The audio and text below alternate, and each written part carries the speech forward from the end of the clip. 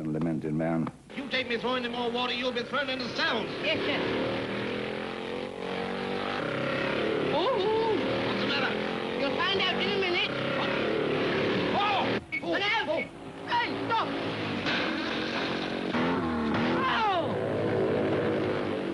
And one day I said to George, now, George, let's go up to the Cafe Royal after work. And I said, we'll have a few drinks and a bit of grub. What about it? And he said, I'd love it. I said, fine. And suddenly I noticed that his face had dropped. And I said, what's the matter? He said, no. He said, no. Beryl, he said, she'd never wear it. He said, besides, I can't afford it. I said, what do you mean you can't afford it? I said, £30,000 you get a picture. I said, of course you can afford it. He said, no. He said, I only get 5 bob a day pocket money from Beryl. So I said, all right, George. And at that moment, Beryl came across the set. And I said, Beryl, I'd like to take George out tonight, give him a few drinks. What about it? I said, it'll do him good. He's been working very hard. And I said, it'll take his mind off things. And she said, off what things? Off me? So I said, no, Beryl, no. She said, do you know what would happen if he went out with you? He'd come home in the early hours of the morning, stinking drunk, with lipstick all over his chops. No, he's coming home with me, aren't you, George? And that was that.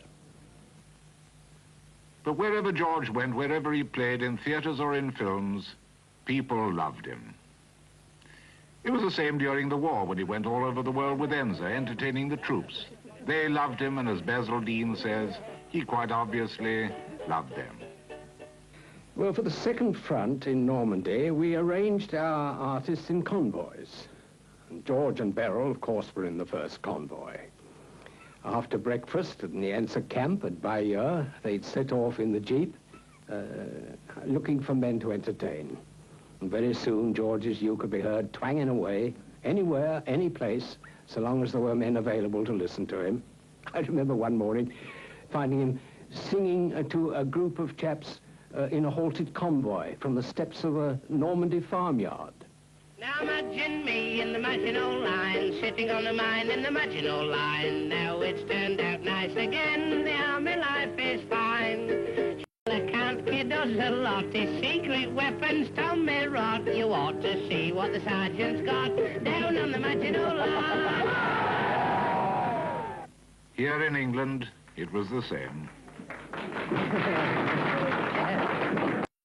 George Formby. He needs no introduction. Good old George, not so old. Some say good old George, others are not so particular. Anyway, it's turned out nice again. Go on, Eric. Now behold in me an LDV, for battle I'm just yearning, doing my best like all the rest to keep the home fires burning. Each evening stiff and starch, up and down the street I march. I'm guarding the home of the home guard, guarding the home guard's home. All day long, steady and strong, doing what I'm told and I can't go wrong. All the ladies are fond of me, but last night one of them gave a shout when she saw me pulling my bayonet out while guarding the home guard's home.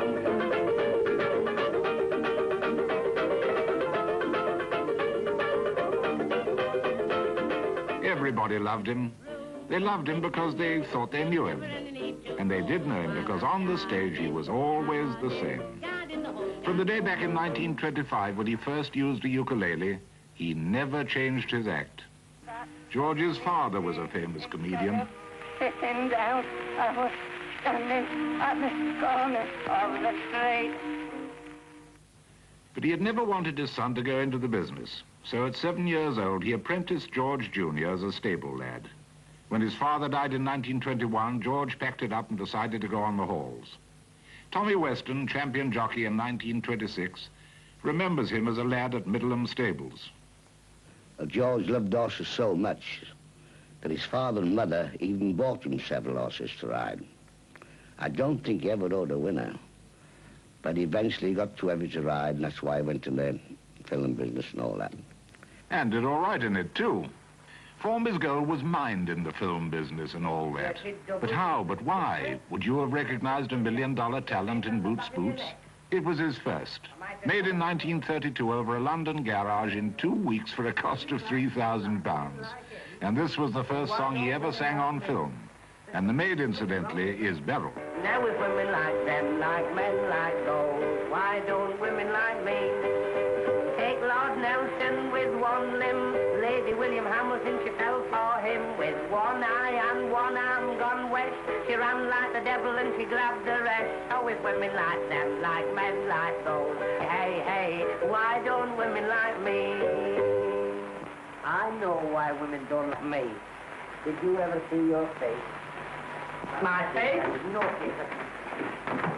What's the matter with my face? Get back, you. I don't like your face. I don't like your face. You don't? No, and why you sing this song about why no women like me, eh? You little worm. Come here. How old are you? I am 41. 41. You ever want to be 42? I do. Well, shut up. Shut up. You tell me shut up, eh? Yes. You tell me shut up. I don't like you at all now. You don't? No. You don't. Just Willie. George afterwards told the director, Bert Tracy, who was a chef in that scene and got an overall fee of £40 for his work, that he would never make another film. He didn't like being pushed around. But he went on to Ealing and then to Columbia and made another 20-yard. Remember this one? Keep your seats, please. Remember this song? I can see when I'm cleaning windows, honeymooning couples too. You should see them bill and coo. You'd be surprised at things they do. When I'm cleaning windows, in my profession, I'll work hard, but I'll never stop. I'll climb this blinking ladder till I get right to the top. The blushing bride, she looks divine. The bridegroom, he is doing fine. I'd rather have his job than mine. When I'm cleaning windows, there's a famous talkie queen. She looks a flapper on the screen. She's more like 80 than 18. When I'm cleaning windows. All the scenes were made to pattern, and scenes like these were part of that pattern. No Limit, 1935.